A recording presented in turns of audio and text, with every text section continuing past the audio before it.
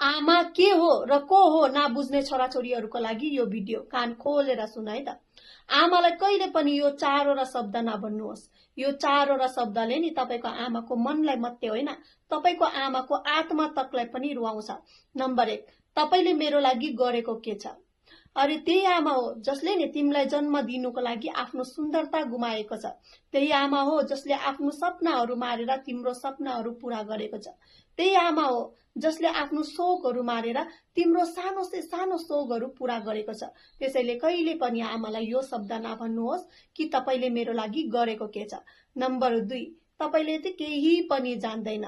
यो त त्यो कुरा भयो कि घामले प्रकाश दिन जान्दैन, पानीले तिर्खा मिटाउन जान्दैन। आमाले तिमीहरूको नयाँ जेनेरेसनको बारेमा केही कुरा नजाने भने पनि नि आमाले त्यो कुरा जान्दछ जो डाक्टरले पनि जान्दैन। तिम्रो शकल हेरेर आमाले यो कुरा बताउन सक्छ कि तिम्रो मनमा केही चलिरहेको छ। त्यसैले आमालाई कहिले पनि यो शब्द नभन्नुहोस् कि तपाईले त केही पनि जान्दैन। नम्बर 3, तपाई धेरै रोकटोक गर्नुहुन्छ। यो कुरा तिमीहरूले त्यतिखेर बुझ्छौ जब आमा हुँदैन।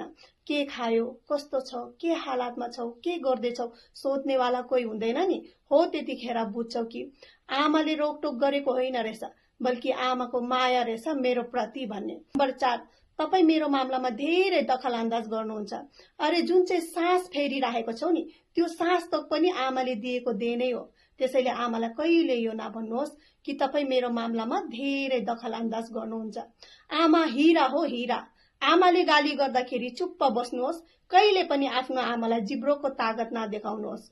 त्यही आमा हो जसले तिमीलाई बोल्न सिकायो, जसले तिमीलाई आवाज दियो, उसैको मन दुखाउने शब्द कहिले पनि प्रयोग नगर्नुहोस्।